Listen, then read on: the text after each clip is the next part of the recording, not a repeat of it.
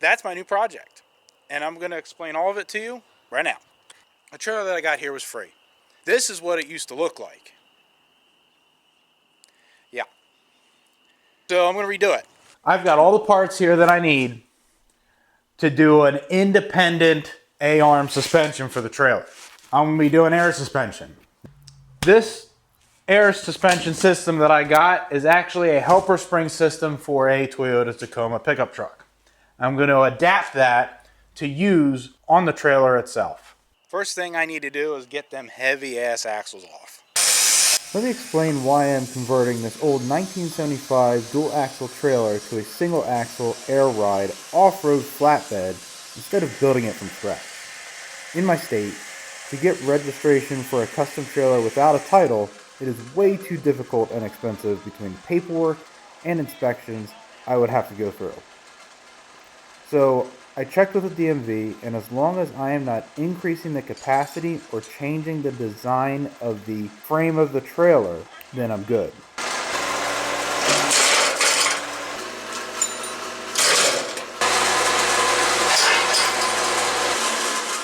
I got my plans drawn up.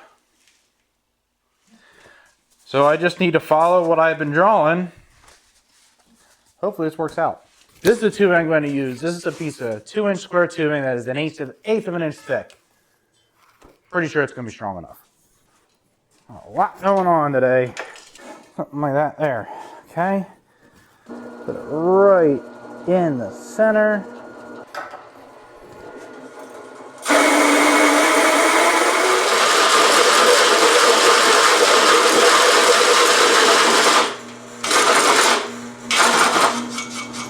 Woo! Look at that. And it's just holding on by a thread.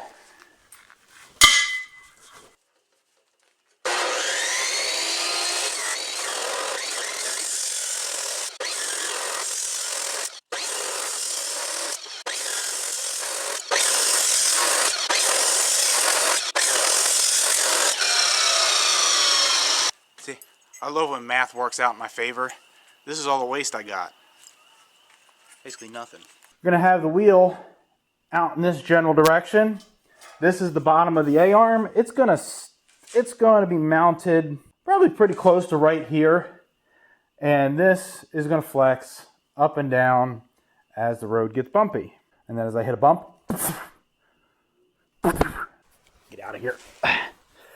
First thing I got to weld on is my pieces for my bushings that'll go on those A-arms that I showed you earlier. Now to do that, to keep the heat even and to keep the heat as little as possible going into the workpiece, I'm going to be using this thing. This is my Yes Welder TIG 200P welding machine. The nice thing about it is that it has pulse settings. So I can set it up so it does pulse, so it minimizes the amount of total heat input into the workpiece. That way I get less warpage and less distortion. Let me introduce this as well. This is the Yes Welder LY800D welding hood. Nice thing about this hood is that it has almost like panoramic vision, so you get a lot of light into it, and your darkness setting is the only exterior dial. So if you're reaching up here with your gloves and you're trying to figure out how to turn it up or down, you don't have to worry about 3 different switches or 3 different dials. You just pick up the only one that's there and just dial it in as you need it. So where am I at now? Ooh, I got to turn that up a little bit. Look how nice this fit up is.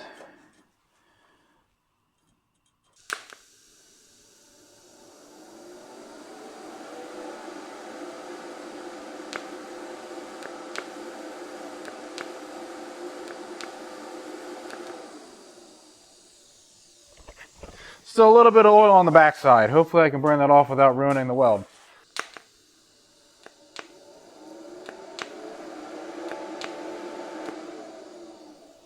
Yeah, buddy. That did her.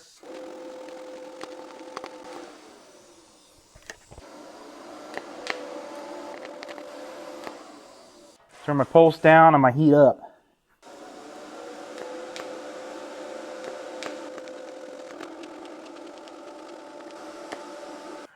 Turning up Turn me up, baby. Turn me up.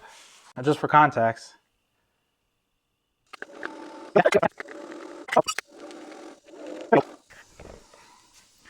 Beautiful. Well, let's try something out.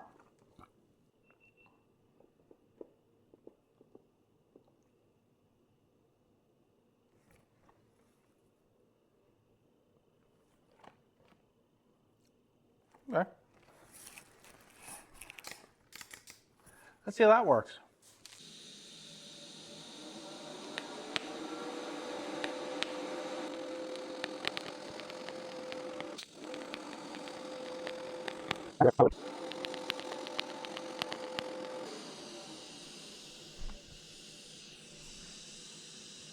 That's better.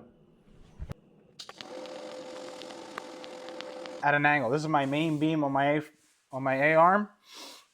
I've got this cut at an angle. Oh, I forgot. I got to clean up these little pieces, and they're going to sit like that. So when I fit this thing up, I'm actually going to take just a little bit of space. That way I can get in there and get some good penetration in it. So I'm taking about a 1/16 of an inch. It's a beautiful morning. Yeah. Look at this thing. This is going smooth. It's going slow and smooth. That's a good sign.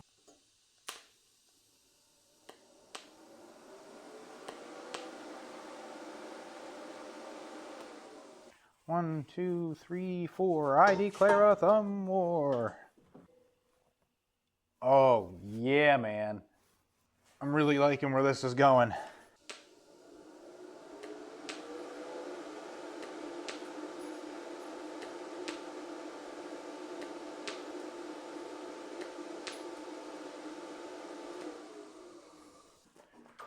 La la la la la la la la.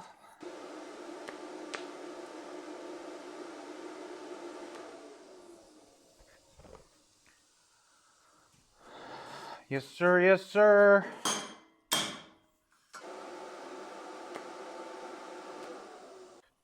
Looky what I did. I'm gonna tack on this piece here. This piece gets the axle put in here. Down. But yes, this gets the axle in here, and I can adjust how long I need it depending on how much stick out I need for that tire.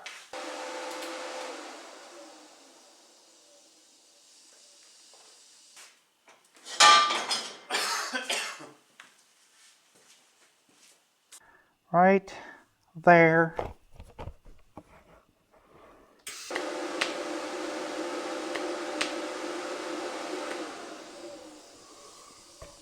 Look at that. Yeah, I'll take that all day long.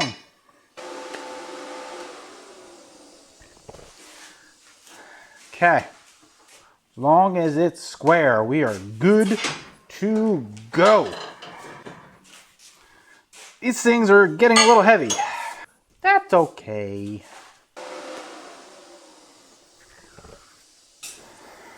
Beautiful. That's what it's supposed to look like right there, right there. Now comes the really hard part.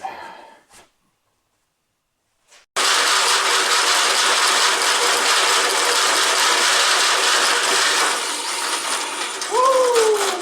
Look at that. Ow! I have said before that I am not what I would consider a master TIG welder, but these pulse settings on the TIG 200P, along with the steady arc and trigger controls and adjustability, make welding so much simpler. Plus, it helps make my welds look like I am a master. Pretty happy with that one. Sometimes.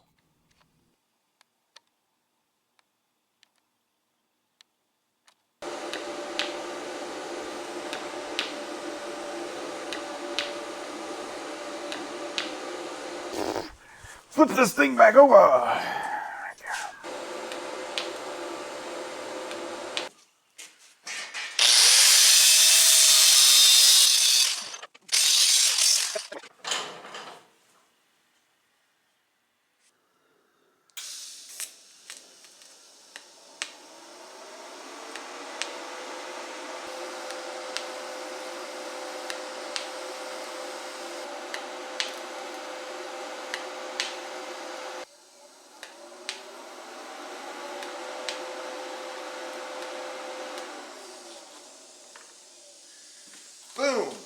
This cut is at a 12-degree angle, and it's also shooting up at a 12-degree angle.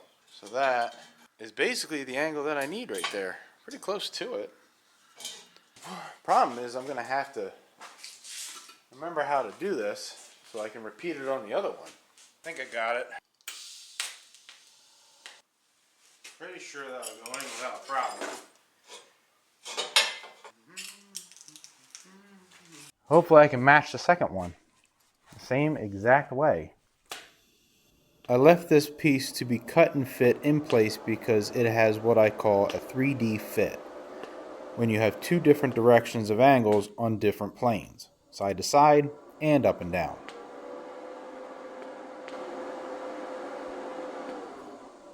Just a couple tacks to hold it in place.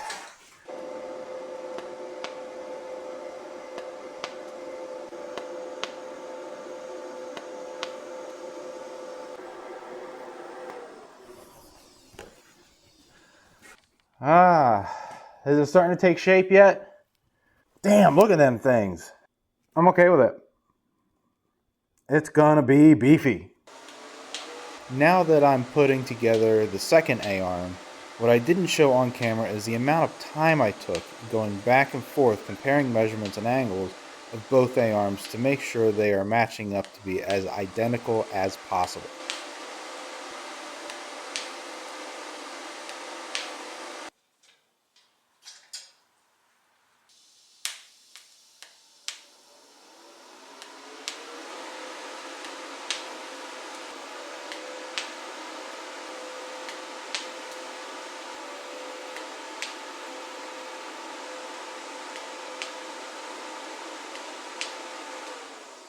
Let's see if they match up.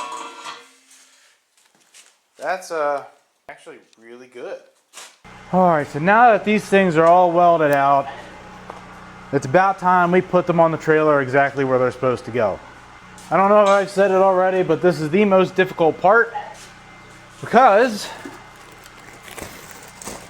this stuff has to be perfect. As perfect as I can get it. So I'm gonna slip these sleeves in here. Now these brackets were designed for a Jeep. I've already modified them, cut them down, contour them, and I'm gonna show you where they go. First I gotta get these bolted up. These are polyurethane bushing kits from Barnes 4-wheel drive.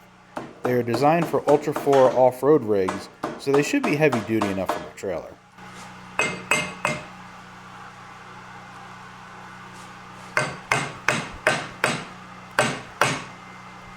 I'm sure they'll loosen up as I get to use them.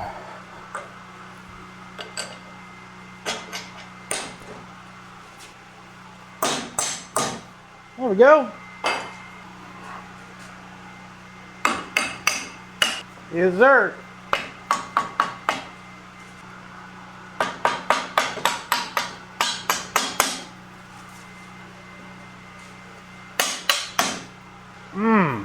Look at that right there. So does it make a little bit more sense now? These A-arms have the tires sitting off right here off the axle. These are independent. I got my air spring somewhere in the middle here. And this is gonna whoop, sit up like that. And every time we hit a bump, they're a lot bigger than I visioned, but I guess that's not a bad thing. Now the reason why I'm stick welding this here is because this metal is not clean. In fact, I'm better at stick welding anyways.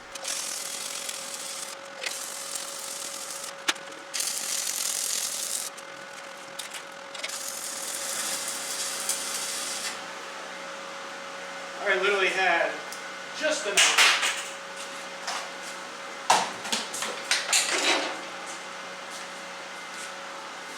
We're finally at the point where we can start putting these axles in. So I just had to sand this down a little bit, and I made a channel for the seam weld on this tubing here. Just a very, very tad bit further.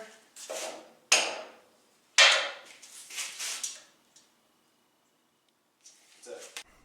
Oh, nope, not quite. Oh, yeah, right there. Axles are set. So what I am doing here is a string line.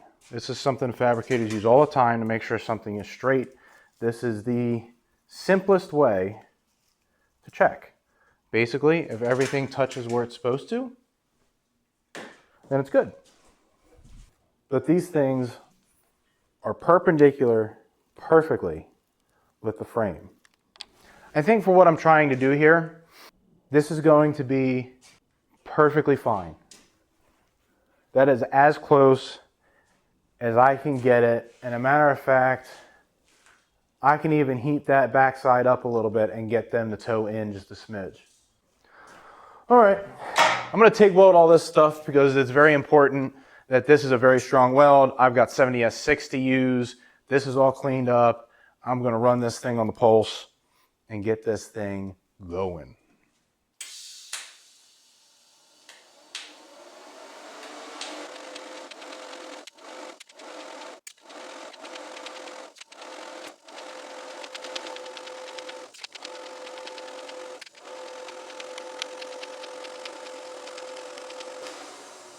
Got the axles on, got them where I want. Now it's time to put this. This is the helper spring / suspension system for the trailer. Now, this is going to be put somewhere in the middle there, abouts. I'm going to have to do some math to figure out where exactly I want it. I want a good amount of suspension travel, so like 10 inches-ish of suspension travel.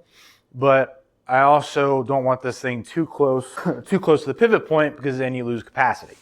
So I have to figure out exactly where it needs to go. Now this is for a Toyota Tacoma rear end. So I'm probably going to have to cut these things apart, weld them up, and do all sorts of modifications. But at least I have the base plates, so I have something to go off of. I want to see how close this part goes to the frame there. I might get kind of lucky. But I think I want this thing actually right about there, so that'd be pretty good. Well, that's still warm. No freaking way. Does that really fit? What? I can't be that lucky. I am that lucky. Check this out. That's probably about where I want this bag.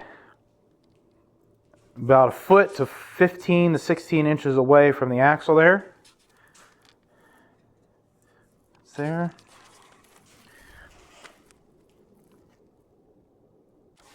I swear to God, that was not planned. All right, multi-process machines are great, but sometimes it's just easier to have a machine set up and ready to go. My 200P is already set up for TIG. I don't feel like taking it apart. My 211P is already set up for pulse welding. I'm gonna break out my YWA 160, which is the one I keep on with me all the time, and just stick weld this thing on. Again, I've got a lot of dirt and grime and stuff in this spot, so stick welding is best for this situation because it's not clean metal.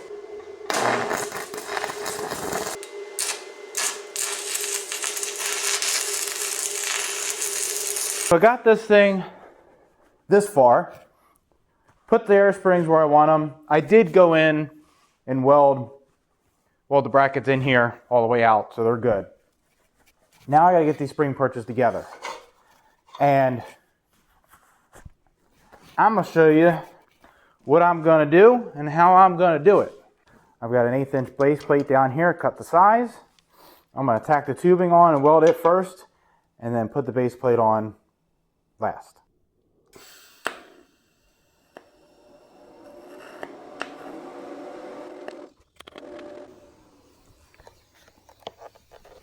Trying to avoid taking these A-arms off because they were a pain to get on with them polyurethane bushings. Loud noises! So if that could just stay there, I can weld vertical way easier.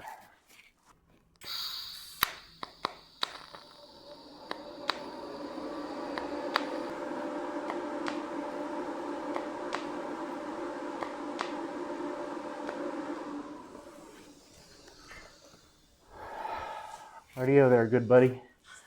We're weld uphill. Because I can.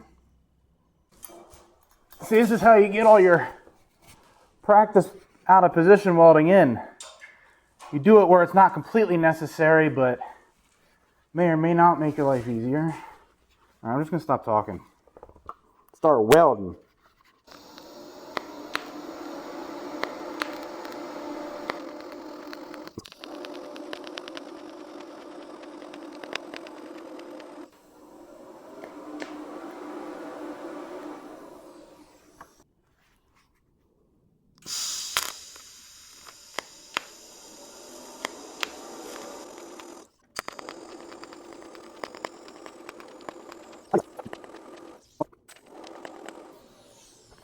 I put these bolts in down here so I wouldn't forget.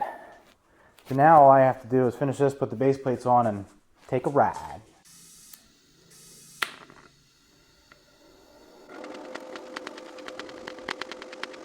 Bueno! Almost done.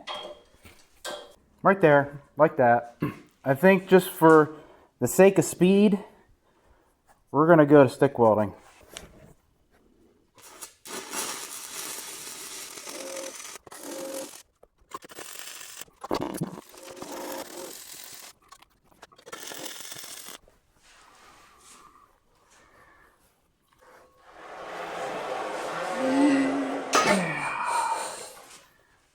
Beautiful.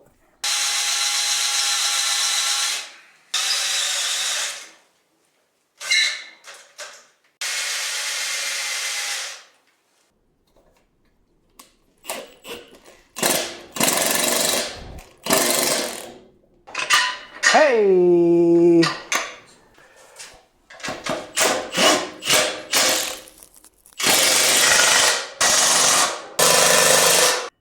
We'll put about 25 psi in it. Here we go.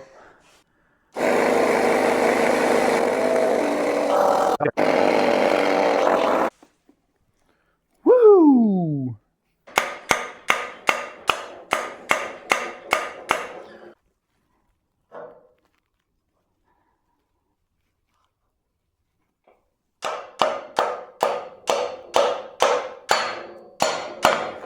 The crown nut should never be more than hand tight. Any more than that, you're going to bind this axle up and it won't spin freely. So once it starts getting hand tight, yeah, see, that's too tight. As long as there's not any play back and forth, you're good.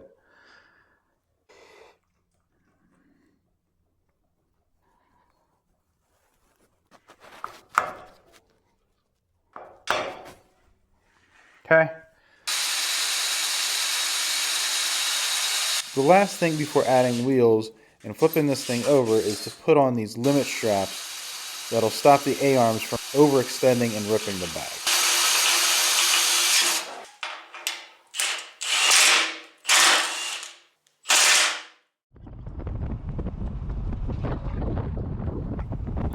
This suspension system seemed to run pretty smooth behind my truck, although I could have pumped the bags a little bit more. But it tracks straight and is very quiet. Now there is one thing I wanted to try out, which is the main advantage to independent air suspension.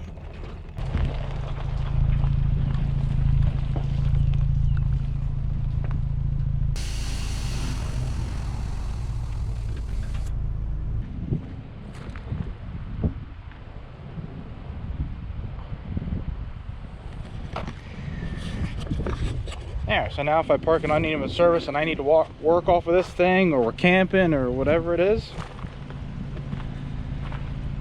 I can level it out. So that's it. At least for now. Suspension's done. Obviously I got a lot of work to do on this thing, but still gotta do the bed on it, do the sides, make it a legitimate trailer. But thanks for watching, and make sure you like and subscribe all this stuff. There's got a lot more coming. And I'll see you later.